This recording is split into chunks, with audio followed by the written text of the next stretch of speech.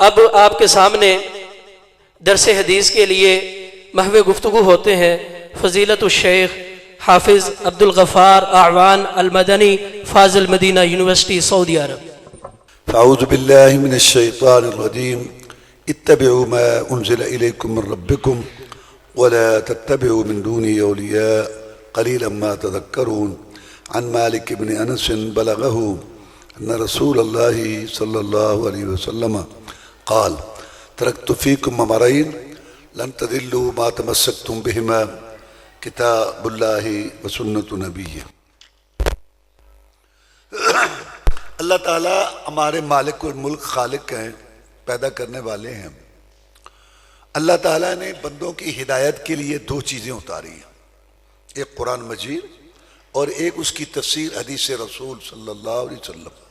یہ دونوں اللہ کی طرف سے آئی اور اللہ فرماتے ہیں کہ اتبعوا ما انزل الیکم من ربکم، پیروی کرو اس چیز کی جو تمہاری طرف تمہارے رب کی طرف سے اتاری گئی ہے، اور اللہ تعالیٰ کی طرف سے آنے والی بات کے علاوہ کسی اور بات کے پیچھے نہ لگو، تم نصیحت بہت تھوڑی حاصل کرتے ہو۔ اللہ تعالیٰ کی صفات ہے، اللہ تعالیٰ دیکھتا ہے، سنتا ہے، راضی ہوتا ہے، ناراض ہوتا ہے۔ اللہ تعالیٰ عرش پر ہے، قرآن میں 7 آیتیں اللہ عرش پر ہے۔ رسول اللہ صلی اللہ علیہ وسلم کو معراج اوپر ہوا، اللہ اوپر ہے، قرآن اوپر سے ہے، اللہ تعالیٰ اوپر ہے۔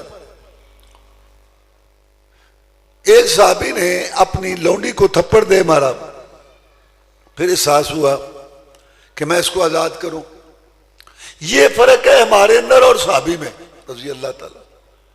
صحابی بھی انسان تھا رضی اللہ تعالیٰ، لیکن کوشش کرتا تھا کہ مجھ سے گناہ فرمانی نہ ہو۔ اگر ہو جاتی جب تک توبہ نہ کر لیتا، معافی نہ مانگ لیتا، کفارہ نہ ادا کر لیتا، حد نہ لگوا لیتا، اس کو آرام نہیں آتا تھا۔ اور ہم گناہ پہ گناہ، غلطی پہ غلطی۔ 15 سال پہلے جو حرام کھاتا تھا اب بھی کھاتا، 10 سال پہلے جھوٹ بولتا تھا اب بھی بولتا، 5 سال پہلے بے نماز تھا اب بھی ہے، اور آنکھوں میں شرم حیا نہیں آ رہی، کان گانا سننے سے باز نہیں آ رہے، زبان سے جھوٹ گالیاں نہیں جا رہی، نمازیں بھی پڑھتے ہیں، روزے بھی رکھتے ہیں، حج بھی عمرے بھی کرتے ہیں، لیکن اپنی اصلاح نہیں کرتے۔ فسق و فجور، فحشی یعنی گندی ننگی تصویریں، سود، دھوکہ، جوا، ڈنڈی مارنا، حرام خوری، ملاوٹ، سب سن کے سننا، ہماری یہ حالت ہے۔ صحابہ کرام ایسے نہیں تھے رضوان اللہ علیہ، آ کے عرض کی جناب میں نے اس کو تھپڑ دے مارا، اب میں اس کو آزاد کرنا چاہتا ہوں۔ میں بلاؤ، لونڈی آ گئی، آپ نے پوچھا این اللہ، اللہ کہاں ہے؟ اس نے کہا اللہ فی السماء، اللہ اوپر ہے آسمانوں میں۔ آپ نے پوچھا من انا، میں کون ہوں؟ اس نے کہا انت رسول اللہ، آپ اللہ کے رسول ہیں صلی اللہ علیہ وسلم۔ آپ نے صحابی رضی اللہ تعالیٰ کا آتے کہا فَإِنَّهَا مُؤْمِنَةٌ، اے میرے صحابی اس کو آزاد کر دے، یہ مومنہ ہے جس نے اللہ کے اوپر ہونے کی گواہی دی، رسول اللہ صلی اللہ علیہ وسلم نے اس کے ایمان کی گواہی دی۔ عقیدے کا مسئلہ ہے۔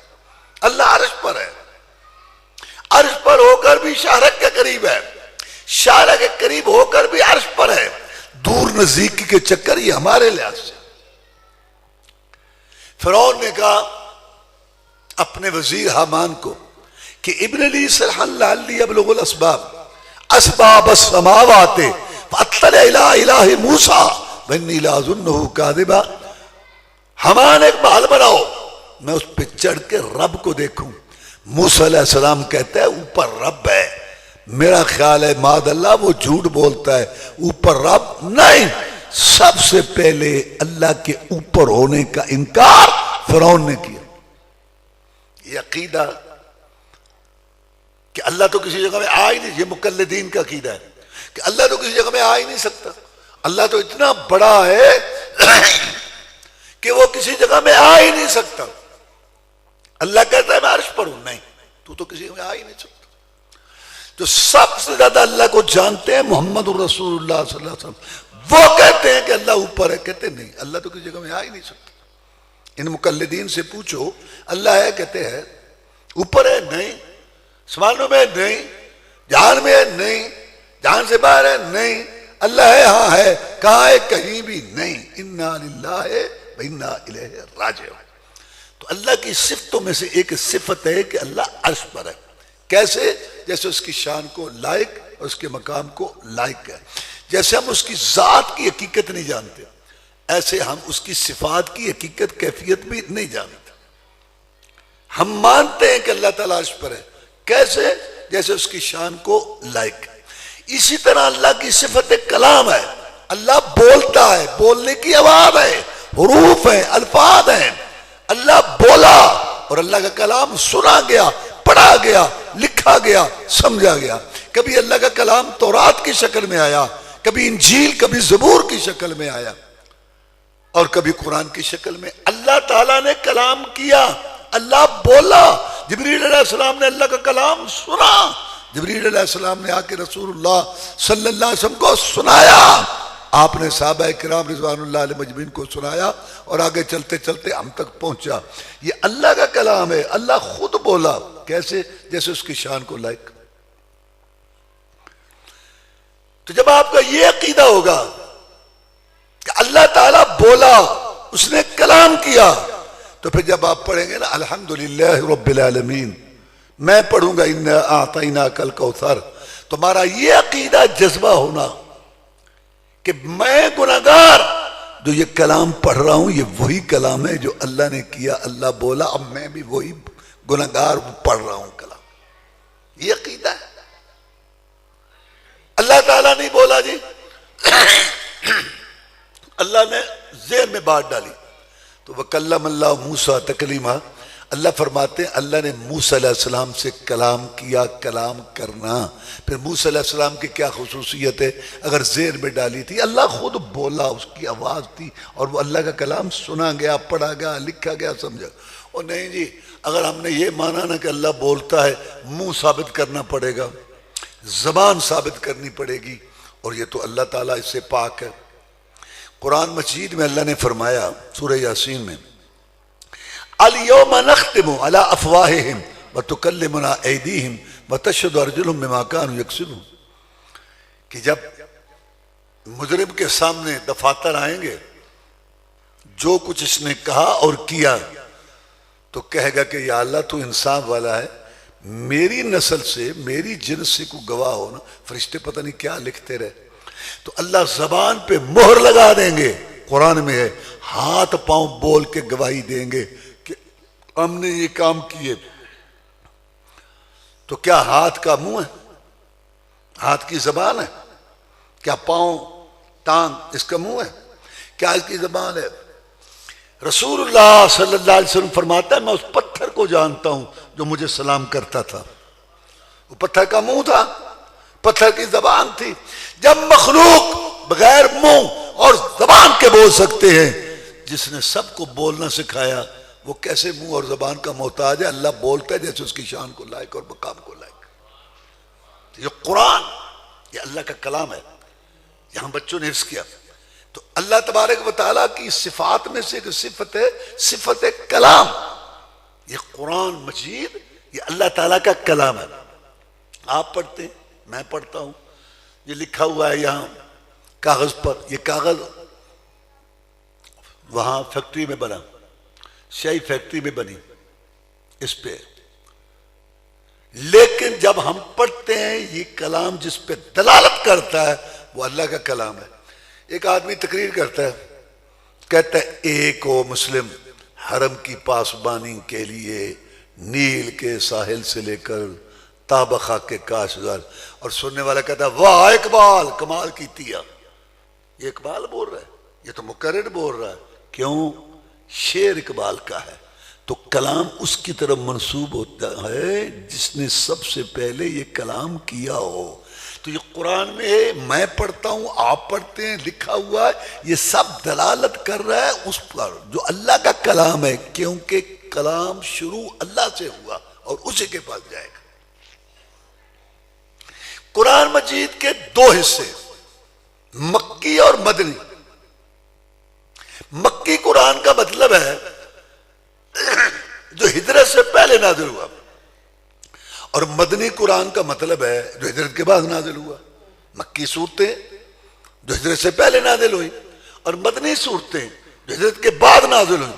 تو قرآن مجید کا مکی اور مدنی میں تقسیم ہونا اس بات کی دلیل ہے کہ جناب محمد الرسول اللہ صلی اللہ علیہ وسلم ہر وقت ہر جگہ حاضر ناظر نہیں تھے. جب مکہ میں تھے تو مدینہ میں نہیں تھے، جب مدینہ میں تھے تو مکہ میں نہیں تھے. اس لیے تو قرآن مکی اور مدنی میں تقسیم ہے. مکی صورتوں کے اندر اللہ پر ایمان، فرشتوں پر ایمان، کتابوں پر ایمان، نبیوں پر ایمان، تقدیر پر ایمان، آخرت پر ایمان، جنت جہنم آخرت، دنیا فانی ہے، یتیم کا مال نہیں کھانا، ظلم و زیادتی نہیں کرنی، دنگا فساد نہیں کرنا. یہ عام طور پر مکی صورتوں کا موضوع ہے. اور مدنی صورتوں میں عقائد کے ساتھ عبادات، نماز، روزہ، حج، زکات، جہاد، اخلاق، حدود، حقوق، منافقوں کے حالات، یہودیوں کے حالات، نصارہ کے حالات، بین الاقوامی تعلقات، اسلامی تعلیمات مدنی صورتوں میں. قرآن مجید 2 دفعہ نازل ہوا. ایک دفعہ لوح محفوظ سے آیا پہلے آسمان تک، رمضان کا مہینہ تھا اور لیلۃ القدر تھی. شہر رمضان الذی انزل فیہ القرآن انا انزلناہ فی لیلۃ القدر. اور اس کے لیے لفظ استعمال ہوا ہے انزل ینزل. انزل ینزل کا مطلب ہے جو ایک ہی دفعہ آئے لوح محفوظ سے. بل وہ قرآن مجید فی لوح محفوظ، لوح محفوظ میں تھا اور پھر پہلے آسمان پر آیا. رمضان کا مہینہ تھا اور لیلۃ القدر تھی. پھر تقریباً 23 برس میں قرآن نازل ہوا تھوڑا تھوڑا. رسول اللہ صلی اللہ علیہ وسلم اس لیے اس کے لیے نزل ینزل کا لفظ استعمال ہوا. نزل ینزل تنزیل کا مطلب تھوڑا تھوڑا نازل ہونا. تبارک الذی نزل الفرقان علی عبدہ، برکت والی ہے وہ ذات جس نے فرق کرنے والی کتاب قرآن کو اتارا اپنے بندے پر تاکہ وہ جہان والوں کو ڈرائے. قرآن مجید میں سب سے افضل سورہ فاتحہ. جناب ابو سعید کہتے ہیں رضی اللہ تعالیٰ، رسول اللہ صلی اللہ علیہ وسلم نے فرمایا والذی نفسی بیدہ ما انزل فی التوراۃ ولا فی الانجیل ولا فی الزبور ولا فی الفرقان مثلها. اللہ کی قسم سورہ فاتح جیسی کوئی سورت رسول اللہ صلی اللہ علیہ وسلم نے فرمایا نہ تورات میں اتری، نہ انجیل میں، نہ زبور میں، نہ خود قرآن میں اس سورت جیسی کوئی اور سورت ہے. یہ سب المثانی والقرآن العظیم الذی اوتیتہ، یہی وہ 7 آیتیں ہیں جو بار بار پڑھی جاتی ہیں اور بڑا قرآن ہے جو اللہ نے مجھے عطا کیا. وَلَقَدْ آتَيْنَاكَ سَبْعًا مِنَ الْمَثَانِي وَالْقُرْآنَ الْعَظِيمِ. سورہ فاتحہ سب سے افضل سورت ہے قرآن مجید میں. جناب محمد الرسول اللہ صلی اللہ علیہ وسلم نے اس کو فرض قرار دیا نماز کے اندر. فَمَا لَا صَلَاةَ لِمَن لَمْ يَقْرَأْ بِفَاتِحَةِ الْكِتَابِ خَلْفَ الْإِمَامِ. کتاب القراء امام بیقی رحمت اللہ علیہ. اس شخص کی نماز نہیں ہوتی جس نے سورہ فاتحہ امام کے پیچھے نہیں پڑھی. فاتحہ کا ذکر ہے، نماز کا ذکر ہے اور امام کے پیچھے کا ذکر ہے. رسول اللہ صلی اللہ علیہ وسلم نے فرمایا جس نے سورہ فاتحہ امام کے پیچھے نہیں پڑھی اس کی نماز نہیں ہوتی. اس کے مقابلہ میں پوری دنیا میں کوئی صحیح حدیث نہیں فاتحہ کا ذکر ہو، نماز کا ذکر ہو، امام کے پیچھے کا ذکر ہو اور رسول اللہ نے روکا ہو یا اس کو چھوڑا ہو. کیوں فرض کی؟ کیونکہ اس کے اندر اللہ کے سامنے بندہ بندی کھڑے ہو کے وضو کر کے خشوع خضوع کے ساتھ گریہ داری پیش کر کے اللہ کی حمد ثنا تعریف توصیف کبریائی عظمت بڑائی بیان کر کے ہدایت کی بھیک مانگتے ہیں. اہدنا الصراط المستقیم، یا اللہ دکھا دے سیدھی راہ، اس پر چلا، اس پر خاتمہ فرما. رسول اللہ صلی اللہ علیہ وسلم نے امت سے شفقت کی کہ یہ سورت فرض کی نماز کی ایک رکعت میں کہ جب میری امت کے لوگ مرد اور عورتیں 5 ٹائم نماز میں ایک رکعت میں اللہ کی حمد و ثنا تعریف کر کے گریہ داری کر کے منت سماجت کر کے جب اللہ سے ہدایت کی بھیک مانگے گے اہدنا الصراط المستقیم، نماز کی ایک ایک رکعت میں کبھی تو بے پرواہ خیر ڈال ہی دے گا۔ یہ وجہ ہے سورہ فاتحہ فرض ہونے کی۔ قرآن مجید میں سب سے افضل آیت آیت الکرسی ہے، اللہ لا الہ الا هو الحی القیوم۔ جناب ابی بن کعب کہتے ہیں رضی اللہ تعالیٰ کہ مجھ سے رسول اللہ صلی اللہ علیہ وسلم نے پوچھا بتاؤ قرآن میں سب سے افضل آیت کون سی ہے؟ تو یہ نا استاد کے پڑھانے کے طریقوں میں سے یہ بھی ہے، کبھی شاگرد سے پوچھتا ہے، کیونکہ جب شاگرد کو نہیں بات آئے گی تو وہ سوچے گا، تو پھر بات بتائے گا استاد تو یاد رکھے گا، یہ بھی ایک طریقہ ہے پڑھانے کا۔ بتاؤ آیت الکرسی قرآن میں سب سے افضل آیت کون سی ہے؟ تو وہ ذرا جھجکے، تو رسول اللہ صلی اللہ علیہ وسلم نے فرمایا بولو بولو بتاؤ، حوصلہ افزائی کی، استاد کو شاگرد کی حوصلہ افزائی کرنی چاہیے۔ انہوں نے کہا جناب آیت الکرسی۔ تو آپ نے خوش ہو کے ان کے سینے پہ ہاتھ مارا اور فرمایا ابو المنذر، یہ ان کی کنیت ہے، تیرا علم اللہ تجھے مبارک کرے، یعنی واقعی یہ آیت سارے قرآن میں افضل ہے، اس میں اللہ کا 16 دفعہ ذکر ہے۔ قرآن مجید کی بڑی خصوصیات ہیں، میں اس وقت 2 خصوصیات بیان کرتا ہوں۔ ایک تو یہ جو بچوں نے حفظ کیا قرآن مجید، آپ دیکھیں کہ اس کی یہ خصوصیت ہے، پہلی کتابیں ختم ہو گئیں، ان کی حفاظت کی اللہ نے ذمہ داری نہیں لی تھی، لیکن قرآن مجید کی اللہ تعالیٰ نے حفاظت کی ذمہ داری لی۔ اِنَّا نَحْنُ نَزَّلْنَا الذِّكْرَ وَإِنَّا لَهُ لَحَافِظُونَ، ہم نے ذکر نصیحت قرآن کو نازل کیا اور ہم ہی اس کی حفاظت کرنے والے۔ اللہ نے کیا انتظام کیا؟ لوح محفوظ میں تھا، لوح محفوظ کتاب، لوح محفوظ۔ ہمارے ہاں ہندوستان پاکستان میں تو اللہ معاف فرمائے شریعت ہی بدلی پڑی ہے، کہتے ہیں جی ایک عورت آئی شاہ رکن عالم، ایسے بس بنائی ہوئی ہیں باتیں لکھی ہوئی ہیں، کہا مجھے بیٹا دو، انہوں نے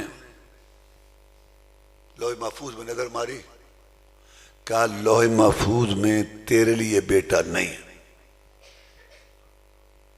وہ کہتی ہے اگر وہاں ہوتا تو تیرے پاس آنے کی کیا ضرورت؟ وہ گھر مطالعہ کر کے آئی ہے، کیا ہے یار یہ؟ اللہ کہتا ہے لوح محفوظ، وہاں قرآن تھا، وہاں سے لے کے آیا جو فرشتوں کا سردار ہے جبریل علیہ السلام، جس کو اصلی شکل میں رسول اللہ صلی اللہ علیہ وسلم نے دیکھا، 600 پر تھے، زمین سے آسمان تک سب ڈھانپ رکھا تھا، اللہ نے اتنا بڑا شاہکار پیدا کیا، وہ قرآن لے کے آیا اور اس کے ساتھ فرشتوں کی جماعت تھی۔ لا یأتی الباطل من بین یدیہ ولا من خلفہ تنزیل من حکیم حمید، تنزیل من حکیم حمید۔ یہ قرآن جب آیا تو جبریل علیہ السلام فرشتوں کا سردار، آگے پیچھے دائیں بائیں سے وہی قرآن کے ساتھ فرشتوں کی جماعت تھی، تسبیح پڑھتی آتی تھی۔ جبریل علیہ السلام کی 2 بڑی خوبیاں ہیں، قوی طاقتور، امین امانت دار ہے، طاقت والا ہے، اس سے کسی نے قرآن چھین نہیں لیا، اور امین ہے کہ آنا یہ نہیں کہ آنا تھا کسی اور کے پاس اور آ گیا کسی اور کے پاس، قوی امین وہ لے کے آیا قرآن۔ اور جب یہ قرآن مجید نازل ہوتا تھا جبریل علیہ السلام آ کر سورتیں ایتیں پڑھتے تھے تو جناب محمد الرسول اللہ صلی اللہ علیہ وسلم جلدی جلدی پڑھنا شروع کر دیتے کہ کہیں مجھے بھول نہ جائے۔ تو اللہ تعالیٰ نے تسلی دی، فرمایا لا تحرک بی لسانک لتعجل بہ ان علینا جمعہ وقرآنہ فاذا قرأناہ فاتبع قرآنہ ثم ان علینا بیانہ۔ پیارے جب جبریل علیہ السلام آ کے ہماری طرف سے قرآن مجید پڑھیں تو جلدی جلدی نہ پڑھا کریں اس ڈر سے کہ کہیں مجھے بھول جائے، اس قرآن مجید کو آپ کے دل و دماغ میں بٹھانا یہ بھی ہمارا کام ہے، اور اس کا بیان مطلب آپ کو سمجھانا یہ بھی ہمارا کام۔ زمین کی پشت پر اور نیلے آسمان کی چھت کے نیچے بہت بڑا معجزہ ہے کہ جبریل علیہ السلام صورتوں کی صورتیں ایتوں کی ایتیں سنا کے جاتے، اور پیچھے سے امی محمد صلی اللہ علیہ وسلم کو پورا یاد ہوتا تھا۔ ام کا معنی ماں، امی جیسے ماں سے پیدا ہوئے ایسے تھے، زانو تلمبس طے نہیں کیا، قلم نہیں پکڑی، شاگردی اختیار نہیں کی، لیکن جو فلسفیوں سے حل نہ ہوا، نکتوروں سے کھل نہ سکا، وہ راز اس کملی والے نے سمجھا دیا چند اشاروں میں۔ ان کا استاد اللہ ہے۔ پیچھے ساری کی ساری صورتیں آپ کو یاد ہوتی تھی۔ عرب کے اندر لکھنے والے لوگ بہت کم تھے، لیکن اللہ نے آپ کو 40 منشی کاتب دیے ہوئے تھے۔ جب قرآن کی آیات آتی، صورتیں، آپ دائیں بائیں دیکھتے کوئی کاتب موجود ہوتا، بلاتے، پتھر کی سلوں پر، چمڑے پر اور کھجور کی ٹہنیوں پر لکھو اس کو، بڑی بڑی ہڈیوں پر اس کو لکھو، اس آیت کو فلاں صورت میں رکھو، اس صورت کو صورت کے بعد رکھو، اس صورت کو پہلے۔ یہ سارا رسول اللہ صلی اللہ علیہ وسلم نے اللہ کے حکم سے یہ سارا مرتب کروایا۔ یہ حفاظت کی یہ ذمہ داری۔ تورات کا ایک بھی حافظ دنیا میں نہیں ہے، انجیل اور زبور کا، اور قرآن مجید کے لاکھوں الفاظ ہے، لاکھوں الفاظ دنیا۔ یہ حفاظت کی ذمہ داری۔ پہلی کتابیں زبانوں پہ پڑھی گئی اور مصاحف میں لکھی گئی۔ قرآن زبانوں پر پڑھا بھی گیا، مصاحف میں لکھا بھی گیا، اور ایک تیسری بات ہے، بل هو آیات بینات فی صدور الذین اوتوا العلم، یہ آیات ہیں قرآن کی جو سینوں میں محفوظ ہے۔ تورات انجیل نہیں محفوظ ہوئی، تورات مٹ گئی۔ تورات کا ایک بھی نسخہ پوری دنیا میں اپنی اصلی زبان عبرانی میں نہیں ہے، یہ سارا اٹلی سے ترجمہ شدہ ہے۔ انجیل کا ایک بھی نسخہ اصلی زبان میں اپنی سریانی میں نہیں ہے، اور قرآن مجید کے لاکھوں نسخے دنیا میں اپنی اصلی زبان میں موجود ہیں۔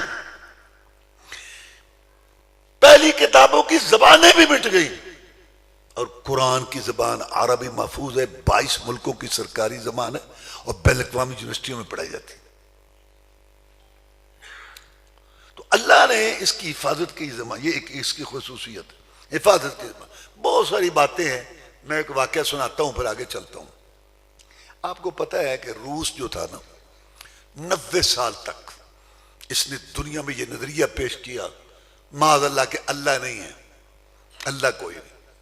یہ روس نے نظریہ پیش کیا، تقریباً 100 سال تک وہ اس نظریے پر قائم رہا، اور سرخ ریچھ کہا جاتا ہے۔ کئی مسلمان ملک ہڑپ کیے، اور کوئی مسجد نہیں رہنے دی، کوئی قرآن مجید کا نسخہ نہیں رہنے دیا، یعنی 100 سال تک، 90 سال سے اوپر 100 سال تک، کب تک پورے روس میں ایک قرآن، ایک عالم، ایک حافظ، ایک قاری، ایک مسجد، ایک مدرسہ نہیں رہنے دیا اس نے۔ اور جب یہ افغانستان میں روس آیا، گرم پانی تک جانا چاہتا تھا، بلوچستان تک، کیونکہ اس کے پاس گرم پانی نہیں ہے، اور جس ملک کے پاس گرم پانی سمندر نہ ہو وہ تو بہت پریشان ہے۔ دیکھو جہاد کی برکت۔ اب روس ہمارے ساتھ معاہدہ کرتا ہے، ہماری منتیں کرتا ہے کہ مجھے بھی شامل کر لو اور بلوچستان تک جانے دو۔ اور اصل افغانستان میں یہ آیا تھا کہ افغانستان کو تو میں ایک ہفتے میں رون ڈالوں گا اور بلوچستان تک جاؤں گا۔ تو اللہ نے 8 سال اس کی ٹکائی کرائی، سوکھے ٹکڑے کھانے والے، کعبے پینے والوں کے ہاتھوں، اور اللہ نے منوایا کہ میں ہوں۔ کہتا تھا رب نہیں ہے، ہاں رب ہے، میں ہوں، مروایا۔ اور آخری جنرل روس کا دریائے آمو جب اس نے پار کیا تو پیچھے مڑ کے بھی نہیں دیکھا، اور ایک تاریخی اس نے جملہ کہا کہ قمیص کی سلائی کرنے سے پہلے کپڑے کو ماپنا چاہیے، یعنی ہماری غلطی تھی جو ہم افغانستان میں آئے۔ تو جب روس نے شکست کھائی تو جو 4-5 ملک روس نے مسلمانوں کے ہڑپ کیے ہوئے تھے، آذربائیجان، قازقستان اور یہ سارے یہ علاقے جو تھے، آزاد ہوئے۔ لوگ حیران ہو گئے، مسجدیں بھی کھل گئی، مدرسے بھی کھل گئے، قاری بھی تھے، حافظ بھی تھے، خطیب بھی تھے، عالم بھی تھے، اذانیں بھی شروع ہو گئی، اور سارا دین اسلام شروع ہو گیا۔ لوگ حیران ہو کہ یہ مخلوق کہاں سے آئی؟ 100 سال تو یہاں بالکل اس نے پابندی لگائی رکھی، ہر چیز تیس نہ، یہ کہاں سے آئی؟ اللہ تعالیٰ کروڑوں رحمت نازل کرے، ان بڑے بوڑھوں اور بوڑھیوں پر جنہیں آدھی آدھی راتوں کو اٹھ کے اپنے گھروں کے تہہ خانوں میں بچوں اور بچیوں کو قرآن اور بخاری یاد کرائے. یہ وہ دین سینوں میں محفوظ ہوتا ہے. اب میں آپ کو دوسری خصوصیت بتاتا ہوں قرآن مجید کی. یہ کتاب انقلاب ہے، اس نے انقلاب پیدا کیا دنیا میں. لوگ ہر کلومیٹر پر ایک ایک مشکل کشا حاجت روا، نبیوں رسولوں کے فوٹو، قبریں، درگاہیں، بت، مشکل کشائی حاجت روائی کے اڈے بنائے ہوئے تھے. لیکن قرآن مجید اور اس کی تفسیر حدیث رسول صلی اللہ علیہ وسلم جب اسلام کی صورت میں آئی، لوگوں نے اس کو پڑھا تو پھر ایسا انقلاب آیا کہ وہ جو جگہ جگہ مشکل کشائی حاجت روائی کے اڈے بنائے بیٹھے تھے، آج ان کی گردنیں کٹ سکتی ہیں لیکن اللہ کے علاوہ کسی کے آگے جھک نہیں سکتے. جو لوگ رسم و رواج اور باپ دادا کی باتوں کو دین بنائے ہوئے تھے، آج قرآن مجید اور اس کی تفسیر حدیث نے یہ انقلاب پیدا کیا کہ آج اپنے رسم و رواج، باپ دادا کی باتیں، علاقے کی باتیں، سوسائٹی کے تقاضے، سارے نظام دستور قربان کرنے کے لیے تیار ہو گئے رسول اعظم کے ایک فرمان پر. جناب ثمامہ رضی اللہ عنہ کا واقعہ ہمارے سامنے. جو لوگ قتل و غارت کا بازار گرم کیے ہوئے تھے، قتل کرنا، چیونٹی کو مسلنا برابر سمجھتے تھے، قرآن حدیث نے یہ انقلاب پیدا کیا کہ آج جاتے ہوئے کسی کی پاؤں کی ٹھوکر لگ جاتی ہے تو اس کا دامن پکڑ کے کھڑا ہو جاتا ہے کہ یار مجھے اللہ کے لیے معاف کر دے، میں اگلے پل پر حساب نہیں دے سکتا.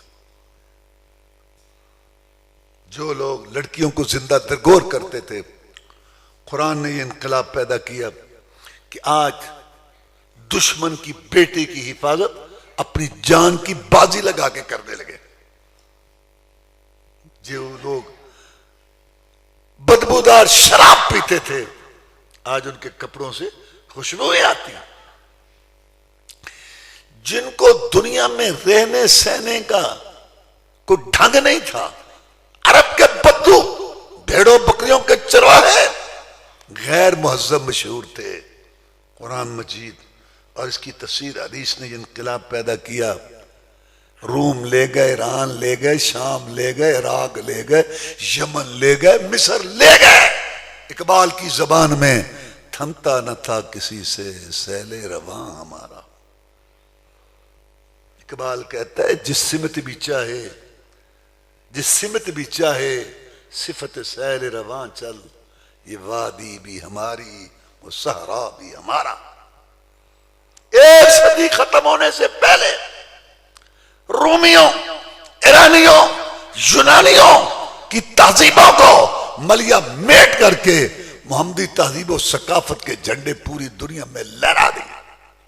اور لوگ منہ میں انگلیاں لے کے کہنے لگے بات کیا تھی، نہ روم و ایران سے دبے وہ چند بے تربیت اونٹوں کے چرانے والے، جن کو ہوتا تھا کافور پہ نمک کا دھوکا، وہ بن گئے دنیا کو اکسیر بنانے والے. دیکھنے کو نکل آئی ساری خدائی، گھر سے جو نکلے محمد کے گھرانے والے صلی اللہ علیہ. یہ کتاب انقلاب ہے. رسول اللہ صلی اللہ علیہ وسلم نے ارشاد فرمایا خیرکم من تعلم القرآن وعلمہ، تم میں سے بہترین شخص وہ ہے جو قرآن سیکھے اور سکھائے. جناب عقبہ بیان کرتے ہیں رضی اللہ تعالیٰ نے کہ آپ نے فرمایا کہ اے میرے ساتھیوں، کیا تم میں سے کوئی آدمی یہ خواہش رکھتا ہے، تمنا آرزو رکھتا ہے کہ سامنے والے میدان وادی میں جائے بغیر کسی کو پریشان کرنے، دکھ دینے کے، دو لال رنگ سرخ رنگ کی اونٹنیوں کا مالک بن جائے؟ صحابہ کرام رضوان اللہ علیہ مجمعین نے عرض کی جناب ہم میں سے کون یہ نہیں چاہتا، ہم میں سے ہر آدمی یہ چاہتا ہے کہ سامنے والے میدان میں جائے بغیر کسی کو پریشان کرنے محنت کے، دو سرخ رنگ لال رنگ کی اونٹنیوں کا مالک بن جائے.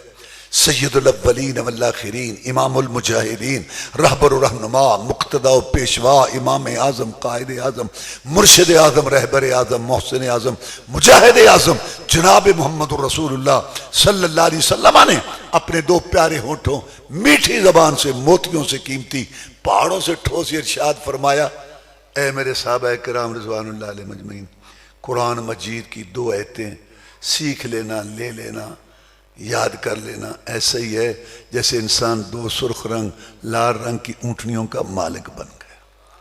تین اونٹنیاں تو تین ایتے تو تین اونٹنیاں، چار ایتے تو چار اونٹنیاں، پانچ ایتے تو پانچ اونٹنیاں۔ اور اس قرآن کی تفسیر حدیث رسول ہے صلی اللہ علیہ وسلم، یہ اللہ نے آپ کو حق دیا، وَأَنزَلْنَا إِلَيْكَ الذِّكْرَ لِتُبَيِّنَ لِلنَّاسِ مَا نُزِّلَ إِلَيْهِمْ، ہم نے ذکر نصیحت کو نازل کیا تاکہ آپ لوگوں کے لیے کھول کھول کے بیان کریں۔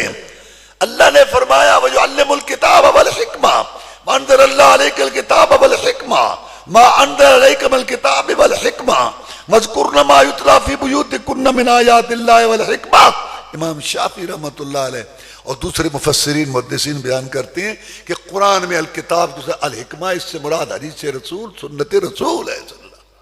اللہ کہتا ہے پیروی کرو اس چیز کی جو اللہ کی طرف، اللہ کی طرف دو چیزیں آئی، قرآن، اس کا بیان۔ رسول اللہ صلی اللہ علیہ وسلم نے قرآن مجید کی تفسیر کی اپنے قول سے، فعل سے، عمل سے، تقریر سے، تائید سے۔ آپ بولتے تھے، قرآن کی تفسیر ہو جاتی۔ آپ کوئی کام کرتے، قرآن کی تفسیر ہو جاتی۔ آپ کسی کا کام دیکھ کے چپ ہو جاتے، آپ کسی کا کام دیکھ کے چپ ہو جاتے، آپ کی چپ اور خاموشی بھی قرآن کی تفسیر بن جاتی تھی۔ عقائد، عبادات، معاملات، شادی، غمی، معیشت، معاشرت، سب سمجھایا۔ اور یہ ساری حدیث رسول، سنت رسول، قرآن کی تفسیر ہے، اور یہ اللہ کی طرف سے آئی ہے۔ دیکھو نا، اللہ نے فرمایا نماز پڑھو، کتنی نماز، کتنی رکعت، کتنے اوقات، کب رکوع، کتنے رکوع، کتنے سجدے، قرات کب اونچی ہے، یہ میرا نبی بتائے گا۔ اللہ نے کہا زکوٰۃ دو، یا اللہ کتنی زکوٰۃ، کب کس کو، میرا نبی بتائے گا۔ اللہ نے کہا حج کرو، یا اللہ کیسے، میرا نبی بتائے۔ تو قرآن مجید کی تفسیر، مطلب، تشریح حدیث رسول، سنت رسول ہے صلی اللہ علیہ وسلم، اور دونوں چیزیں اللہ کی طرف سے آئی ہیں۔ اور قرآن میں 20 آیات ہیں۔ ایک بات میں بتاتا ہوں پھر آگے چلتے ہیں۔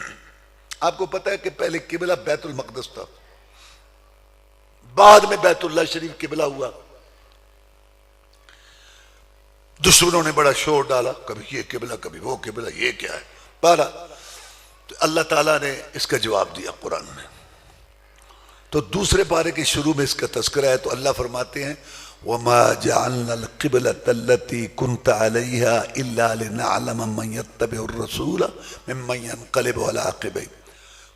ہم نے پہلے بیت اللہ کیوں نہیں قبلہ بنایا مکے والا؟ پہلے بیت المقدس ہم نے کیوں بنایا؟ اللہ کہتا ہے آزمائش کے لیے، کہ جب قبلہ تبدیل ہوگا تو کون رسول کے پیچھے چلتا ہے صلی اللہ علیہ وسلم، اور کون پیچھے کھڑا ہو جاتا ہے۔ اب اللہ کہتا ہے کہ بیت المقدس ہم نے بنایا تھا قبلہ، تو قرآن میں تو کوئی آیت نہیں ہے کہ بیت المقدس کی طرف منہ کرو۔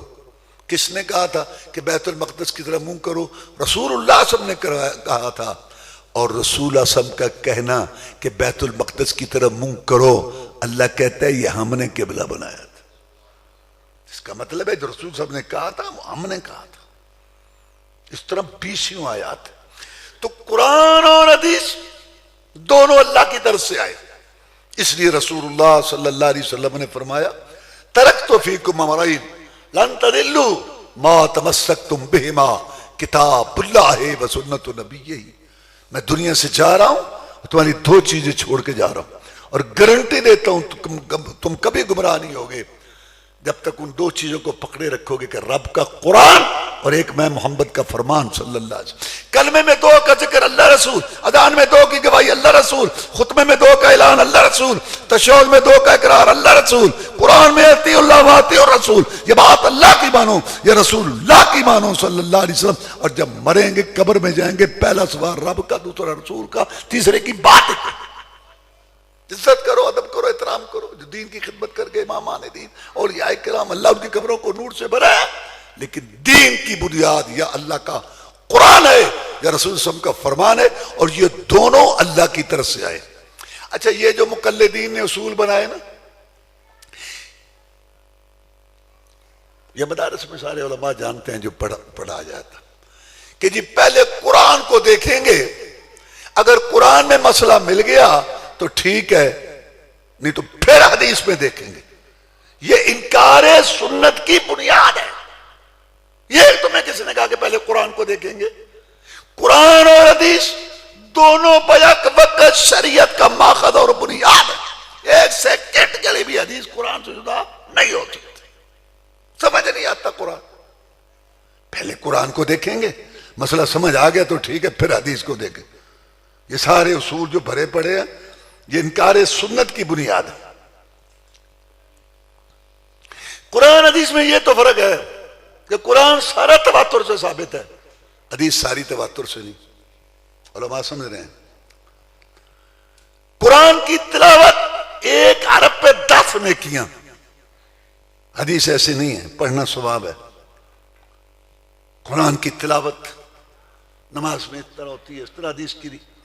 یہ تو فرق ہے، لیکن شریعت کا ماخذ ہونے میں، حلال حرام طے ہونے میں، دین کی بنیاد ہونے میں قرآن اور حدیث میں کوئی فرق نہیں. دونوں بیک وقت شریعت کی بنیاد. اور جیسے قرآن مجید میں نے بتایا یاد ہوا لکھا گیا، ایسے حدیث بھی یاد ہوئی اور لکھی گئی. حدیث حفظ کرنے والوں میں سب سے نمایاں نام ہے ابو ہریرہ رضی اللہ عنہ. 5,500 حدیث امت کو دی بھوک برداشت کر کے. 5,500 حدیث. مروان مدینے کا گورنر کہنے لگے ابو ہریرہ بڑی حدیثیں بیان کرتا ہے، اس کو آزماؤ. کہنے لگے 100 حدیث لکھواؤ، ہمارے بچے ذرا یاد کرنا چاہتے ہیں. ابو ہریرہ نے لکھوا دی رضی اللہ تعالیٰ، رکھ لی. ٹھیک سال بعد کہنے لگے ابو ہریرہ رضی اللہ تعالیٰ، وہ جو آپ نے حدیثیں لکھوائی تھی نا وہ آگے پیچھے ہو گئی ہے، وہی حدیثیں دوبارہ لکھوا دو. سال بعد جناب ابو ہریرہ رضی اللہ تعالیٰ نے وہی حدیثیں دوبارہ لکھوا دی. لوگ باتیں تو بہت کرتے ہیں اور لکھتے بھی تھے، اور لکھنے والوں میں نمایاں نام عبداللہ بن عمر کا ہے رضی اللہ تعالیٰ. وہ کہتے ہیں میں رسول اللہ صلی اللہ علیہ وسلم کی ہر بات لکھتا تھا. ساتھی کہنے لگے ہر بات نہ لکھا کرو، کبھی آپ کسی حالت میں کبھی کسی کیفیت میں ہوتے ہیں. انہوں نے کہا تمہاری بات میری عقل کو لگتی ہے، تم قرآن کے گواہ ہو، رسول اللہ صلی اللہ علیہ وسلم کے شاگرد ہو، لیکن میں اس کو اپنے لیے دلیل نہیں سمجھوں گا. بھئی یہ قرآن مجید ہے اور وہ بچے ہیں. بھائی یہ قرآن مجید ہے، یہ بچے ہیں. روز یہ لوگوں کو عادت ہے. خطبہ ہو رہا تھا جمعے کا، ایک آدمی بٹن چلاتا ہے، سارے ان بٹن میں دیکھ دینا. وہ بچے ہیں، یہ کتابیں آئیں گی، قرآن سے اس کو سنو. ابھی وہ سارے اس کو دیکھنے لگ جائیں گے. میں یہ کہہ رہا تھا کہ عبداللہ بن عمر رضی اللہ تعالیٰ عنہ نے عرض کی جناب یہ صحابہ کرام ہیں رضوان اللہ علیہ مجمعین، یہ آپ کے شاگرد ہیں، قرآن کے گواہ ہیں، لیکن ان کا مشورہ میرے لیے دین نہیں جب تک میں آپ سے تصدیق نہ کروا لوں. صحابہ کرام رضوان اللہ علیہ مجمعین مقام رسول صلی اللہ علیہ وسلم سمجھتے تھے، وہ کلمے کی لاج رکھتے تھے، وہ یہ سمجھتے تھے کہ رسول اللہ صلی اللہ علیہ وسلم زندہ ہیں تو آپ کی بات سے رہنمائی ہے. وفات پا جائیں، آپ زندہ ہیں تو آپ کی ذات سے رہنمائی ہے.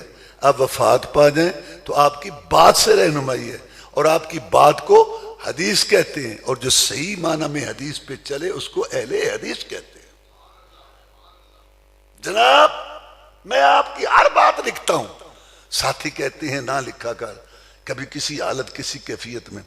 آپ نے فرمایا والذی نفسی بیدہ، عبداللہ اس اللہ کی قسم ہے جس کے ہاتھ میں محمد کی جان ہے صلی اللہ علیہ وسلم، اپنے منہ مبارک کی طرف اشارہ کر کے فرمایا لکھ لا یخرج منہ الا الحق، اس منہ سے حق کے بغیر کچھ نکلتا ہے۔ قرآن بھی حق ہے، حدیث بھی حق ہے، قال اللہ بھی حق ہے، قال رسول بھی حق ہے، فرمان خدا بھی حق ہے، فرمان مصطفیٰ بھی حق ہے۔ فماذا بعد الحق الا الضلال، حق کے بعد گمراہی ہے، حق کے بعد الحق۔ اس امام صاحب کی باتیں بھی اچھی ہیں، اس فقہ کی باتیں بھی اچھی ہیں، اس کتاب کی باتیں بھی اچھی ہیں، یہاں بھی آئے نا، بھی وہ حق نہیں ہوتا، بھی امام صاحب کی باتیں بھی اچھی ہیں، فقہ کی باتیں بھی اچھی ہیں، اس کتاب کی باتیں بھی، یہ حق نہیں۔ حق کیا ہے؟ قرآن حدیث حق ہی حق ہے، اللہ رسول کی بات حق ہی حق ہے، بھی حق نہیں ہے، ہی حق ہے۔ فماذا بعد الحق الا الضلال، حق کے بعد گمراہی ہے، ہلاکت ہے، تباہی۔ تو جیسے قرآن مجید یاد ہوا، لکھا گیا، ایسے حدیث بھی حفظ ہوئی اور لکھا۔ سیدہ عائشہ صدیقہ رضی اللہ تعالیٰ کے پاس صحیفہ تھا، جناب علی رضی اللہ تعالیٰ کے پاس صحیفہ تھا، بکر صدیق کے پاس صحیفہ تھا رضی اللہ تعالیٰ، ابو ہریرہ رضی اللہ عنہ کے شاگرد حمام بن منبہ کے پاس صحیفہ، حمام بن منبہ مشہور ہے، اب چھپا ہوا ہے، 200 سال بعد کتابیں لکھی گئی ہیں، 200 سال بعد تمہیں لال بجک کر عقل نیچے رکھ کے بیٹھ کے بات کرتے ہیں۔ یہ آسمان سے نہیں ٹپک پڑی بخاری مسلم شریف کتابیں، وہ جو صحیفے لکھے ہوئے تھے وہی انہی میں وہ جو ہے لکھے گئے۔ بڑے لوگ اللہ نے پیدا کیے اس حدیث کی حفاظت کے لیے، اور ان میں ایک نمایاں نام ہے امام الدنیا فی الحدیث، امیر المومنین فی الحدیث، رئیس الفقہاء والمجتہدین علی رغم انوف المقلدین العالقین، فقہ و اجتہاد کا امام، آیت من آیات اللہ، حضرت امام بخاری رحمۃ اللہ، نمایاں نام ہے۔ 1000 سے زیادہ اساتذہ سے پڑھا، اور بخارا سے عراق، بصرہ، کوفہ، مکہ، مدینہ، مصر، ایک دفعہ نہیں 20 دفعہ سفر کیے، درختوں کے پتے کھائے، تکلیفیں اٹھائیں اس علم حدیث کے لیے، اور یہ کتاب مرتب کی 16 سال محنت میں۔ امام بخاری رحمت اللہ علیہ مجتہد تھے، مقلد نہیں تھے۔ فقہ البخاری فی تراجم، امام بخاری کی فقہ کا پتہ چلتا ہے ابواب میں جو باب باندھے ہیں، مسائل سمجھائے۔ سیدہ بریرہ کی حدیث سے 20 کے قریب مسائل نکالے ہیں۔ جابر رضی اللہ تعالیٰ کے اونٹ والا واقعہ، اس سے متعدد مسائل نکالے ہیں، اور اس نے کسوف کی حدیث، مجتہد ہے، 20 سے زیادہ اس نے مسائل ایک ایک حدیث سے نکالے ہیں۔ کہتے ہیں فقیہ نہیں ہے، کہتے ہیں کہ یہ جو ہے نا، یہ محدثین جو ہوتے ہیں نا، حدیثیں اکٹھی کرتے ہیں، یہ جمع کی ہوئی ہیں، یہ پنساری ہیں، جیسے پنساری بوٹیاں رکھ کے بیٹھا ہوتا ہے، بیچتا ہے، اس کو پتہ نہیں ہوتا یہ دوائی کس کے لیے ہے، یہ دوائی کس کے لیے، یہ فقہا بتائیں گے۔ اچھا، یہ عجیب بات ہے کہ فقہا کیا ہے؟ مثلا امام حنیفہ رحمۃ اللہ علیہ نے ایک فتویٰ دیا، اب ان کے شاگردوں نے سوچا کہ یہ امام صاحب نے جو فتویٰ دیا ہے اس میں کیا علت ہے، وہ علت دوسرے میں پائی گئی، تو انہوں نے کہا ھذا عند ابی حنیفہ، یہ مسئلہ امام حنیفہ کے نزدیک رحمۃ اللہ، اور اگر ان کا قول ہے تو کہا قال ابو حنیفہ، ابو حنیفہ نے کہا رحمہ اللہ۔ تو ائمہ اللہ ان کی قبروں کو نور سے بھرے، وہ آسمان علم کے درخشاں ستارے تھے، ہم ان کے پاؤں کے جوتوں کے برابر بھی نہیں ہیں، ہم بات کر رہے ہیں نبی اور امتی کی، حدیث اور قول امام کی، ہم تو کچھ بھی نہیں۔ تو میں یہ کہنا چاہتا ہوں کہ جنہوں نے اماموں کے قول یاد کیے، اس میں سے علتیں تلاش کی اور اس میں سے آگے مسائل نکالے، وہ فقیہ، اور جنہوں نے رسول اللہ صلی اللہ علیہ وسلم کی حدیثیں یاد کی اور وہاں سے مسائل نکالے، وہ غیر فقیہ۔ افسوس ہے تمہاری عقل پر، لوگوں کے اقوال یاد کرنے والا اور علتیں تلاش کرنے والا وہ فقیہ ہو گیا. اور جو رسول اعظم کے فرامین رات دن پڑھتے پڑھاتے سمجھتے سمجھاتے وہ غیر فقیہ ہے. صحابہ کو بھی غیر فقیہ کہہ دیا. تو میں یہ کہنا چاہ رہا ہوں کہ امام بخاری فقیہ ہے بہت بڑا. کہتے مقلد ہے. دیکھو نا شافیوں کا مسئلہ ہے, شافیوں کا, کہ 40 آدمی ہوں تو جمعہ فرض ہے, اگر 40 سے کم ہو تو جمعہ نہیں ہے. امام بخاری رحمۃ اللہ علیہ نے شافیوں کا رد کیا بخاری شریف میں کہ 12 آدمی 12 صحابی رہ گئے تھے, رسول اللہ نے ان کو جمعہ پڑھایا تھا. تو شافیوں کے اس مسئلے کا رد کیا امام صاحب رحمۃ اللہ علیہ. حنفیوں کا مسئلہ ہے کہ گاؤں میں جمعہ نہیں ہوتا. امام بخاری رحمۃ اللہ نے بخاری شریف میں جواسا ایک گاؤں تھا, ابھی بھی وہ گاؤں ہے دمام کے علاقے میں, وہاں جمعہ ہوا. حنابلہ حنبلیوں کا مسئلہ ہے کہ زوال سے پہلے بھی جمعہ جائز ہے. امام صاحب نے رد کیا کہ نہیں. حضرت انس رضی اللہ عنہ کی حدیث پیش کی کہ ہم زوال کے بعد جمعہ پڑھتے تھے. مالکیوں کا مسئلہ ہے کہ بارش جتنے شدید ہو رہی ہو جمعہ نہیں تم چھوڑ سکتے, جمعہ پڑھنا پڑے گا چاہے بارش ہے چاہے کچھ ہو رہی ہے. امام بخاری رحمۃ اللہ علیہ نے ابن عباس رضی اللہ عنہ کی حدیث پیش کی کہ جمعہ فرض ہے, ضروری ہے, لیکن بارش ہو رہی ہے تو گھر میں بھی پڑھا جا سکتا. تو یہ 4 جو مسلک ہیں ان کی مخالفت کی ہے امام صاحب رحمۃ اللہ علیہ. یہ مجتہد تھا, یہ مقلد ہے, شافعی کو تو میں کسی نے کہا. اور امام صاحب رحمۃ اللہ علیہ کی جو ذاتی سیرت ہے خوبی وہ بھی نمایاں. ساری زندگی کسی کی غیبت نہیں کی. مسجد میں بیٹھے تھے تو ایک آدمی کے داڑھی سے تنکا ایسے نکلا, اس نے پھینکا تو اس کو دیکھتے رہے تنکے کو کہ کسی کی نظر بھی نہ پڑے. تو پھر تنکا اٹھایا, شاگرد کہتے ہیں تنکا امام بخاری نے اٹھایا اور اپنی جیب میں رکھ لیا اور مسجد سے باہر نکلے تو باہر پھینکا. بارڈر کے قریب ایک دفعہ رات رہے تو سیدھے ایسے سوئے. شاگرد نے کہا آپ کوئی بھی کام جو ہے نا وہ حکمت کے بغیر نہیں کرتے, آج سیدھے سوئے ہو, کیا وجہ ہے؟ کہتا دشمن کا علاقہ قریب ہے, میں نے کہا کروٹ لے کے سوؤں گا تو گہری نیند آ جائے گی, سیدھا ایسے سوؤں تاکہ دشمن کا خطرہ کھٹکو تو فوری میں چکنا ہو جاؤں جہاد کے لیے. تو بہت ساری باتیں امام صاحب کی شام وغیرہ میں جوڑنے کا. انہوں نے کتابیں اور لکھی, لیکن امام بخاری رحمۃ اللہ یہ کتاب جو لکھی نا اس میں بڑی کڑی شرطیں لگائیں, سخت قسم, اس لیے یہ بہت اونچی کتاب ہے سند کے لحاظ سے. مثلا میں ایک آپ کو شرط بتا دیتا ہوں. علماء جانتے ہیں کہ صحیح حدیث کے لیے 5 شرطیں ہیں. تو ایک شرط اس میں سے یہ ہے کہ راوی جو ہے نا عادل ہو اور اس کا ضابطہ حافظہ مضبوط ہو. تو اگر ایک زمانہ ہے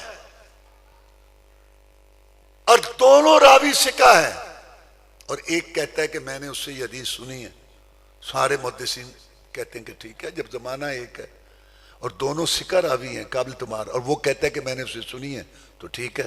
امام بخاری بھی کہتا ہے ٹھیک ہے. لیکن بخاری شریف میں امام بخاری شرط لگاتے ہیں کہ جب تک دونوں کی ملاقات ثابت نہیں ہوگی میں بخاری میں حدیث نہیں لکھوں گا. اس طرح اور بھی شرطیں ہیں.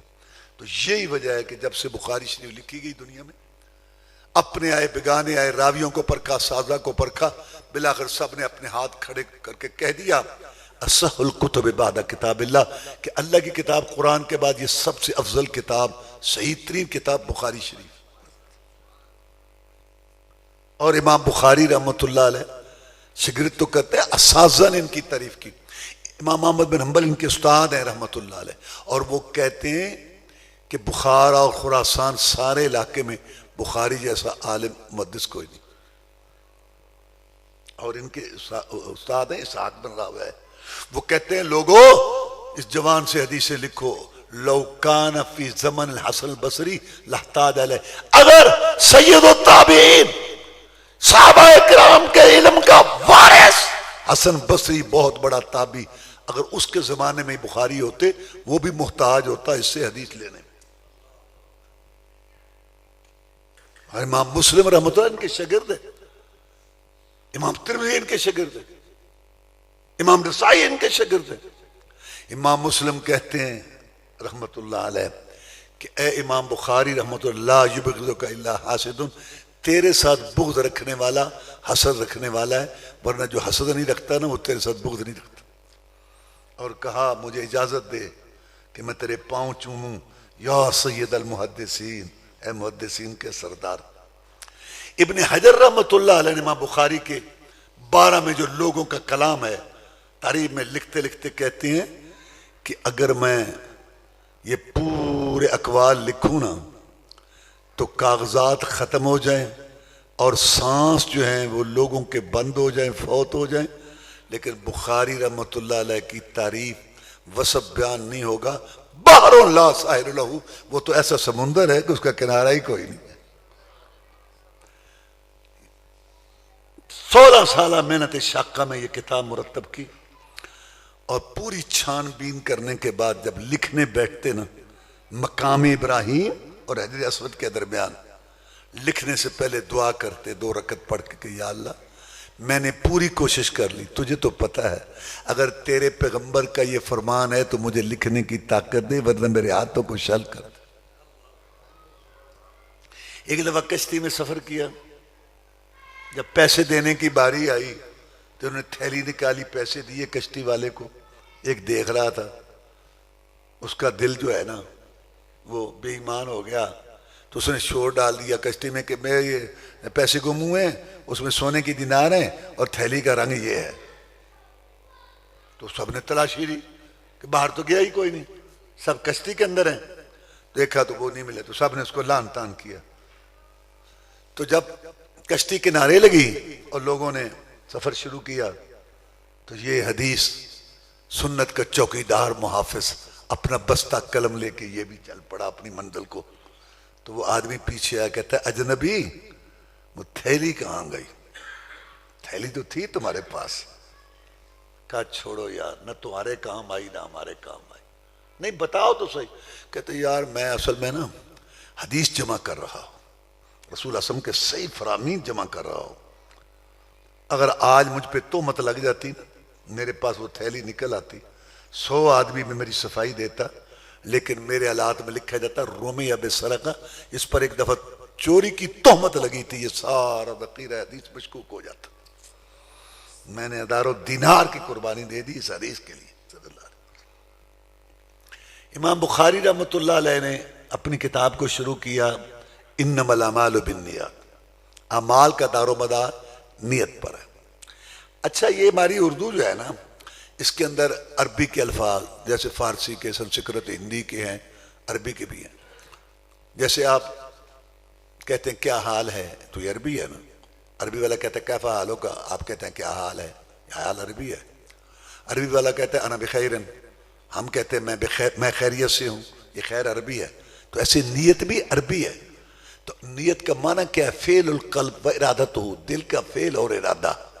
تو یہ جو زبان سے کہتے ہیں نیت کی خاص نیت کی 4 رکعت نماز، یہ ساری یہ زبان سے کہتے ہیں، اس کو لفظ کہنا چاہیے، لفظ، قول، کلام، جو منہ سے نکلے نا، لفظ، قول، کلام، اس کو نیت کہنا جہالت ہے۔ نیت کا تعلق دل سے، یہ علیحدہ بات ہے کہ یہ جائز نہیں ہے کہ نماز اللہ اکبر سے شروع ہوتی ہے اور نیت پنجابی میں، پیچھے سے امام کے 4 رکعت، 4 جو 2 پڑھیاں تو کہے 2 امام دے پیچھے 2 پڑھیاں اٹھ کے، تو یہ کیا بات ہوئی؟ پیچھے سے امام کے تو حرم سے تو گول صفا ہوندیاں نے، پیچھے سے امام کے، سامنے والا کا سامنے امام کے، دائیں والا کا دائیں امام کے، بائیں والا کا بائیں امام کے، جو اوپر چھت پر ہیں جو نیچے بیسمنٹ، ان کی نیت تو میں کہہ ہی نہیں سکتا۔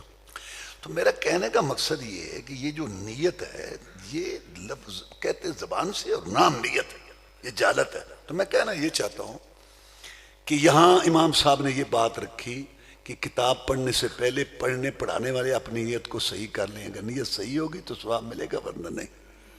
اگر اللہ تعالیٰ کے علاوہ کسی اور کو شریک کرتا ہے، حصہ رکھتا ہے تو نہیں۔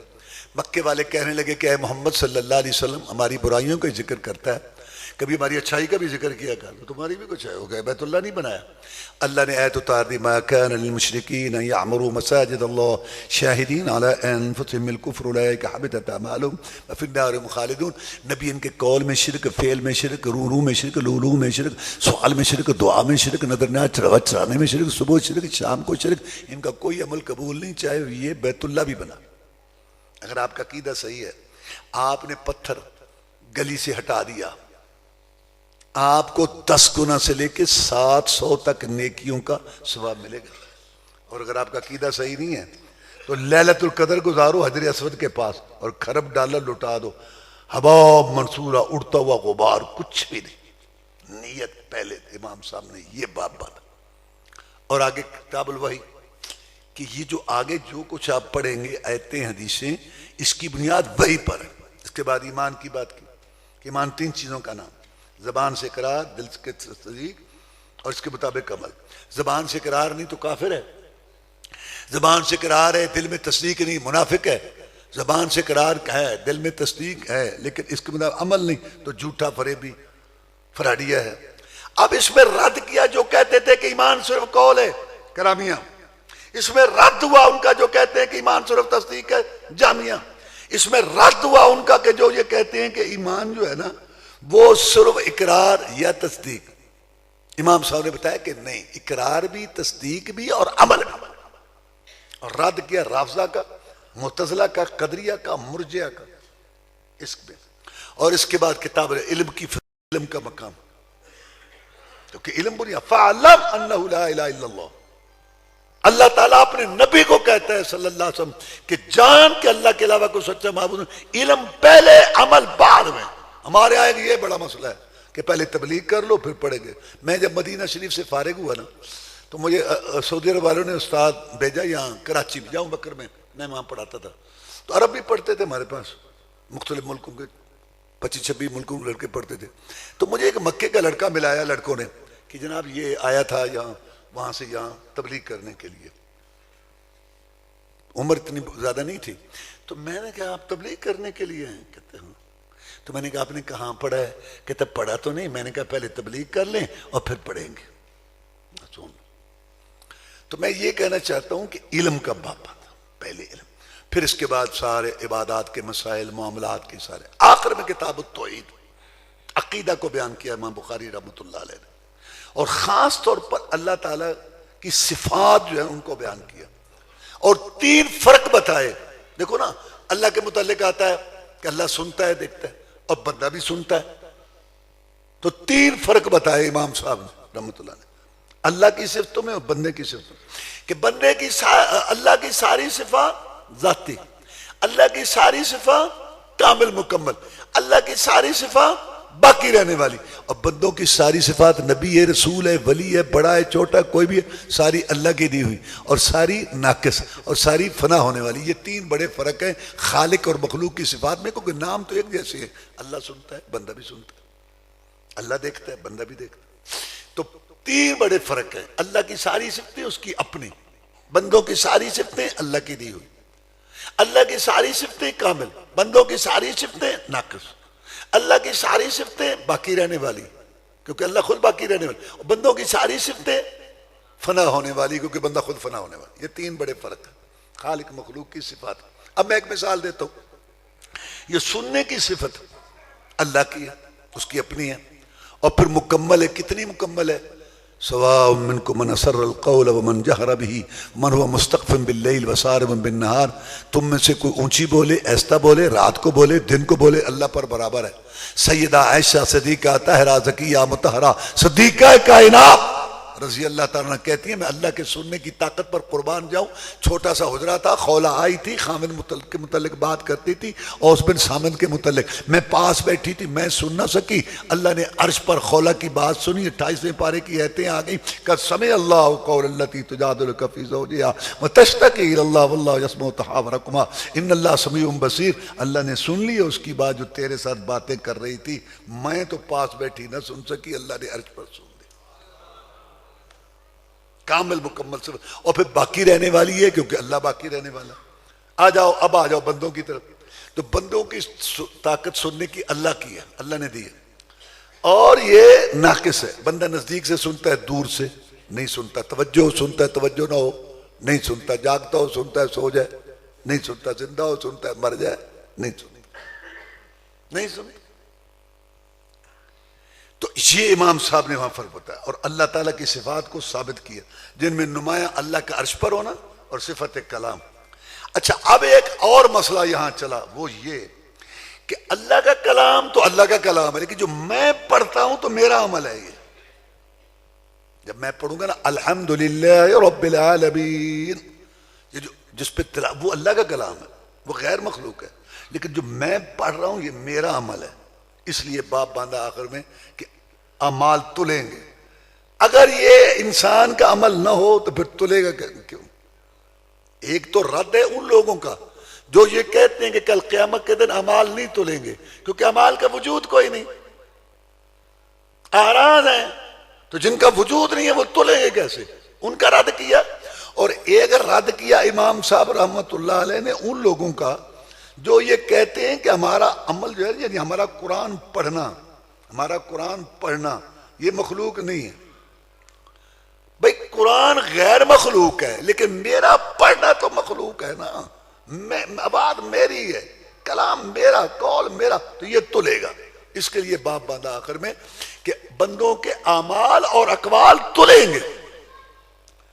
اس میں یا بندوں کے اعمال کو وجود دیا جائے گا، جیسے حدیث میں آتا ہے کہ جو نیک آدمی ہوگا نا اس کی قبر میں اس کا عمل جو ہے نا 15 گھنٹے کے روزے، ٹھنڈے پانی سے وضو، جہاد، تبلیغ، اس کو اللہ بہترین پیاری شکل دے دے گا اور وہ اس کا دل بہ رہے گا وہاں قبر کے اندر. وہ کہے گا یہاں تو میں نے سنا تھا، کوئی نہیں، تو کیا کہتا میں تیرا نیک عمل اور برے کے لیے برا ڈراؤنے والا. تو یا تو ان اعمال کو اللہ وجود دے دے گا یا عمل کرنے والے خود تلیں گے. عبداللہ بن مسعود رضی اللہ تعالیٰ عنہ کی پنڈلیاں بریک تھیں. ایک دفعہ سفر سے آتے ہوئے آپ نے اجازت دی کہ ذرا گھوم پھر لو، پیلو شیلو کھا لو. تو عبداللہ بن مسعود رضی اللہ تعالیٰ درخت پہ چڑھے ہوئے تھے، ہوا اڑی تو درخت ہل رہا تھا تو ان کی باریک پنڈلیاں، تو صحابہ کرام کہنے لگے باریک پنڈلیاں کہیں اڑ ہی نہ جائے. رسول اللہ فرمایا یہ باریک پنڈلیاں کل قیامت کے دن ترازو میں احد پہاڑ سے زیادہ وزنی ہے. یا صحیفے تو لیں گے، وہ بطاقہ جو کلمہ جس میں لکھا ہے تو وہ تو اللہ. امام بخاری رحمۃ اللہ علیہ نے باب باندھا کہ کل قیامت کے دن اعمال تلیں گے اور اس میں جو میرا کلام ہے یا ہمارے اعمال ہیں جو ہم پڑھتے ہیں یہ بھی تلیں گے. اور دلائل جو پیش کی ان میں یہ ہے کہ کلمتان حبیبتان للرحمن خفیفتان علی اللسان ثقیلتان فی المیزان، کہ دو کلمے ہیں محبوب ہے رحمان کو. اب دیکھو نا یہ کلمتان جو ہے نا حبیبتان، یہ خبر مقدم اور مبتدا مؤخر ہے. شوق دلانے کے لیے کبھی کبھی خبر مقدم. دو کلمے محبوب ہیں رحمان کو تو شوق ہوا. ابھی کیا ہے؟ خفیفتان لسان، زبان پر ہلکے ہیں. ہاں بتاؤ کیا ہے؟ ثقیلتان فی المیزان، ترازو میں قیامت کے دن بھاری ہوں گے. اب شوق عروج پر آ گیا کہ بتاؤ سبحان اللہ و بحمدہ سبحان اللہ العظیم. سبحان میں نفی ہے اور حمد میں اس بات ہے. لا الہ الا اللہ دو چیزیں ہیں نا، نفی اس بات کہ اللہ کے لیے ثابت کرو اور غیر کے لیے نفی کرو. لا الہ کوئی معبود نہیں، الا اللہ سوائے اللہ، یہ دو چیزیں. نفی اس بات کہ اللہ کے لیے ثابت کرو، دوسرے کے لیے نفی کرو. اللہ کے لیے اقرار کرو، دوسرے کے لیے انکار کرو. یہ دو چیزیں ہوں تو توحید ہے. مکے والے اللہ تعالیٰ کے لیے ثابت کرتے تھے، نمازیں پڑھتے تھے، حج کرتے تھے، لیکن دوسرے سے نفی نہیں کرتے. جیسے آج کل کلمہ گو مشرک 10,000 مرتبہ کلمہ شریف ہے، نمازیں بھی ہے، اذانیں بھی ہے، تراویح بھی ہے، حج بھی ہے، اور ہر کلومیٹر پہ ایک مشکل کشا بھی ہے، ہر علاقے کا رہتا داتا حاجت روا بھی ہے. دوسرے سے نفی نہیں کرتے. دو چیزیں ہیں نا، اللہ کے لیے ثابت کرو، دوسرے سے نفی کرو. جب تک دوسرے سے نفی نہ ہو، کلمہ کلمہ نہیں، نماز نماز. ایاک نعبد تیری عبادت کرتے ہیں، دوسرے کی نہیں. وایاک نستعین تجھ سے مدد مانگتے ہیں، دوسرے سے نہیں. ہر چیز مسبب سبب سے مانگو، منت سے، خوش آمد سے، ادب سے مانگو. کیوں جھکتے ہو غیروں کے در پر؟ گر بندے ہو رب کے تو رب سے مانگو. لبیک اللہم لبیک لا شریک لک لبیک.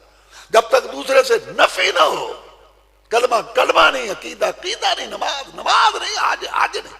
ہم نمازیں پڑھتے ہیں نہیں، اب کلمہ وہ کرتے ہو تم، لیکن تم دوسروں سے نفی نہیں کرتے. لا الہ الا اللہ نفی اس بات. یہ بزرگ بھی اچھی باتیں کہہ گئے. سلطان باہو امان برا رحمت اللہ علیہ وہ کیا کہتے ہیں؟ نفی اس بات دا پانی ملیا ہر رگ ہر جائی ہو، اندر بوٹی مشک مچایا، جہاں پھلن پر آئی ہو، نفی اس بات سبحان نفی و بحمدی اس بات، سبحان اللہ و بحمدی، سبحان نفی بحمدی اس بات، سبحان اللہ العظیم، سبحان نفی العظیم اس بات، سبحان اللہ و بحمدی، سبحان اللہ العظیم۔ رسول اللہ صلی اللہ علیہ وسلم نے فرمایا جو آدمی سبحان اللہ و بحمدی 100 دفعہ پڑھے گا ایک دن میں، اللہ سمندروں کی جھاگ جتنے گناہ بھی معاف کر دے، اور جو پڑھتا ہے نا سبحان اللہ والحمدللہ لا الہ الا اللہ واللہ اکبر، 100 غلام اسماعیل علیہ السلام کی اولاد میں سے آزاد کرنے کا ثواب ملتا، 100 اونٹ اللہ کی راہ میں دینے کا ثواب، 100 گھوڑے اللہ کی راہ میں دینے کا ثواب، اور جو اللہ کے ہاں ترازو ہے زمین آسمان سے بڑا، وہ 100 دفعہ بھر جاتا ہے، زمین سے لے کر آسمان تک سارا خلا نیکیوں سے بھر جاتا ہے، اور یہ کلمات جہنم اور اس کے درمیان رکاوٹ بن جاتی، تو یہ ذکر اس کا، تو اللہ تبارک و تعالی ہمیں قرآن حدیث سمجھنے، اس پر عمل کرنے، اس کی دعوت دینے اور اس پر عمل کرنے کی توفیق دے۔ اللہم اعز الاسلام والمسلمین، اللہم انصر الاسلام والمسلمین، اللہم انصر الجہاد والمجاہدین، اللہم نجی اخواننا من السجون، سبحان ربک رب العزت عما یصفون وسلام علی المرسلین والحمد للہ رب العالمین۔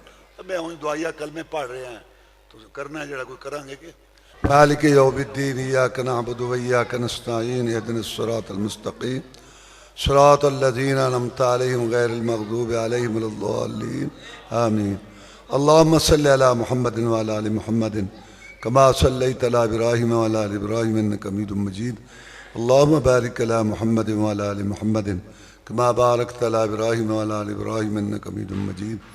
ربنا آتنا فی الدنیا حسنۃ وفی الآخرۃ حسنۃ وقنا عذاب النار۔ ربنا آتنا من لدنک رحمۃ وہیئ لنا من امرنا رشدا۔ ربنا هب لنا من ازواجنا وذریاتنا قرۃ اعین واجعلنا للمتقین اماما۔ یا اللہ اس ادارے اور سارے اداروں کو ترقی عطا فرما، اساتذہ اور مدیر صاحب کی محنت کو قبول فرما۔ یا اللہ ان بچوں کو سب کو نیک بنا۔ یا اللہ ہم سب کا آنا قبول فرما، سب کی نیک جائز خواہشیں پوری فرما، ہمارا خاتمہ ایمان پر فرما۔ ربنا تقبل منا انک انت السمیع العلیم وتب علینا انک انت التواب الرحیم۔ صلی اللہ تعالی علی رسول خیر خلقہ محمد